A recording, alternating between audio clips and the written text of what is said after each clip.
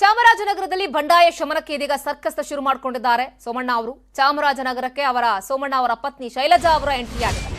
ಈಗಾಗಲೇ ಚಾಮರಾಜನಗರದಿಂದ ಏನ್ ಟಿಕೆಟ್ ಸಿಕ್ಕಿದೆ ಸೋಮಣ್ಣ ಅವರಿಗೆ, ಮತ್ತೊಂದು ಕಡೆ ವರುಣಾದಲ್ಲಿ ಸಿಕ್ಕಿದೆ. ಆದರೆ ಚಾಮರಾಜನಗರದಲ್ಲೂ ಬಂಡಾಯ ಹೇಳಲಾಗಿದೆ. ಚಾಮರಾಜನಗರಕ್ಕೆ ಇದೀಗ ಬಂಡಾಯ ಶಮನ ಮಾಡಲಿಕ್ಕೆ ಅಂತ ಹೇಳಿ ಸೋಮಣ್ಣ ಅವರ ಪತ್ನಿ ಶೈಲಜಾ ಎಂಟ್ರಿ ಕೊಟ್ಟಿದ್ದಾರೆ. ಬಿಜೆಪಿಯ ಟಿಕೆಟ್ ವಂಚಿತೆ ನಾಗಶ್ರೀ ಪ್ರತಾಪ್ ಅವರನ್ನ ಭೇಟಿ ಮಾಡಿದ್ದಾರೆ ಸೋಮಣ್ಣ ಅವರ ಪತ್ನಿ.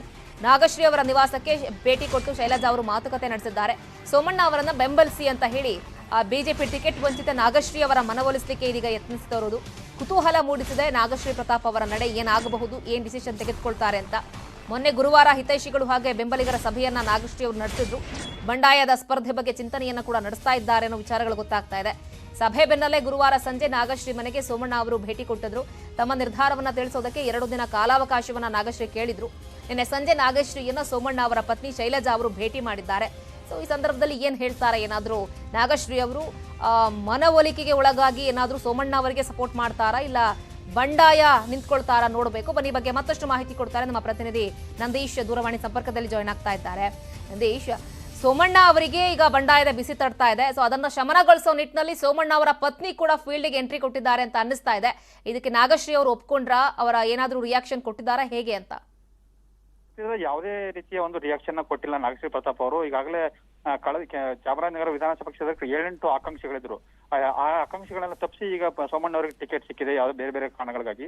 ಹಾಗಾಗಿ ಇಲ್ಲಿ ಎಲ್ಲರೂ ಸಹ ಅಸಮಾಧಾನಗೊಂಡಿದ್ರು. ಸ್ಥಳೀಯರಿಗೆ ಟಿಕೆಟ್ ಕೊಡ್ಬೇಕು, ಹೊರಗಿನವರು ಬೇಡ ಅಂತ ಮೊದಲೇ ಹೋಗಿದ್ದಿತ್ತು.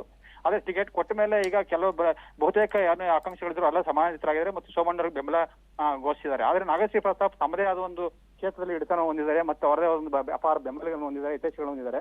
ಹಾಗಾಗಿ ಮೊನ್ನೆ ಅವ್ರನ್ನ ಯಾವುದೇ ನಿರ್ಧಾರ ತಗೊಳಕ್ಕಾಗಲ್ಲ ಅಂತೇಳಿ ಎಲ್ಲರೂ ಸಭೆ ಕರೆದು ಚರ್ಚೆ ಮಾಡಿದ್ರು. ಅದರಲ್ಲಿ ಪಕ್ಷೇತರ ಸ್ಪರ್ಧೆ ಮಾಡಿ ಅಂತ ಕೆಲವರು ಅವ್ರಿಗೆ ಒಂದು ಸಲಹೆ ಕೊಟ್ಟಿದ್ರು, ಕೆಲವರು ಯೋಚನೆ ಮಾಡಿ ನಿರ್ಧಾರ ತಗೊಳ್ಳಿ ಅಂತ. ಹಂಗಾಗಿ 2 ದಿನ ಕಾಲಾವಕಾಶ ಕೇಳಿದ್ರು. ಹಾಗಾಗಿ ಯಾವುದೇ ರೀತಿ ಮೊನ್ನೆ ರಾತ್ರಿ ಸೋಮಣ್ಣ ಅವರು ಸಹ ಮನೆಗೆ ಭೇಟಿ ಕೊಟ್ಟು ಅಲ್ಲೂ ಸಹ ಯಾವುದೇ ರೀತಿ ಮಾತುಕತೆಗಳು ಫಲಪ್ರದ ಆಗಿರಲಿಲ್ಲ. ಹಾಗಾಗಿ ನಿನ್ನೆ ಸಂಜೆ ಶೈಲಜಾ ಸೋಮಣ್ಣ ಅವ್ರ ಪತ್ನಿ ಭೇಟಿ ಕೊಟ್ಟು ಅವ್ರ ಜೊತೆ ಮಾತುಕತೆ ನಡೆಸಿದ್ದಾರೆ. ಮಾತುಕತೆ ಇವರುಗಳು ಲಭ್ಯ ಆಗಿಲ್ಲ.